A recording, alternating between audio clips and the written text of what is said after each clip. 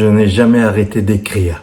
J'ai commencé très tôt à tenir un journal de bord, puis mes premières interviews dans la presse, celle de Jacques Brel, j'avais 14 ans. Un premier manuscrit de roman qui a été accepté à Paris, j'avais 17 ans.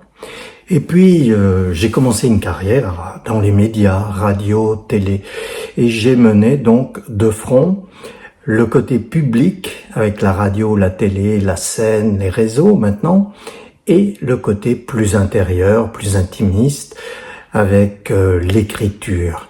J'en suis arrivé à presque 70-70 livres, mais ça va dans tous les sens, c'est-à-dire que ça va de livres de jeunesse, un conte musical, des textes de paroles, à peu près 200. Ça a l'air beaucoup, mais bon, j'ai passé 80 ans aussi, donc c'est normal sur la durée.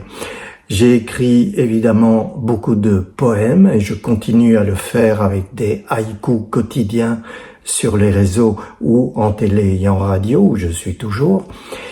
J'ai écrit des nouvelles dont certaines ont été publiées en bande dessinée. J'ai aussi écrit beaucoup de romans.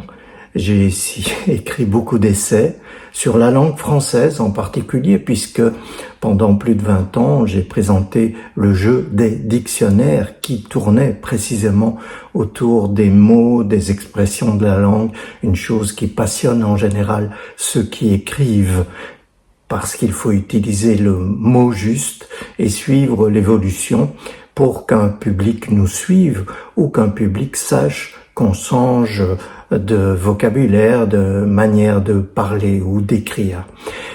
Alors, en ce moment, j'en suis plutôt à des livres autobiographiques, c'est-à-dire que j'essaie de me retourner sur ce qui s'est passé dans toutes ces années avec cette évolution aussi rapide telle qu'on la connaît, et je témoigne, par exemple, de mon entrée dans le métier avec un livre qui s'appelle 20 ans, ou de ce qui s'est passé au moment de ma naissance avec un livre qui s'appelle 1943.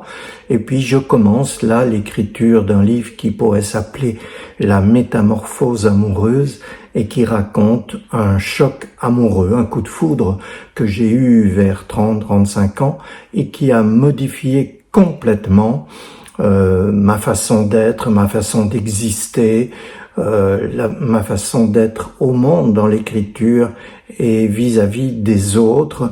C'est une métamorphose vraiment, mais pas négative comme celle de Kafka, mais plutôt positive. Voilà en résumé ma carrière.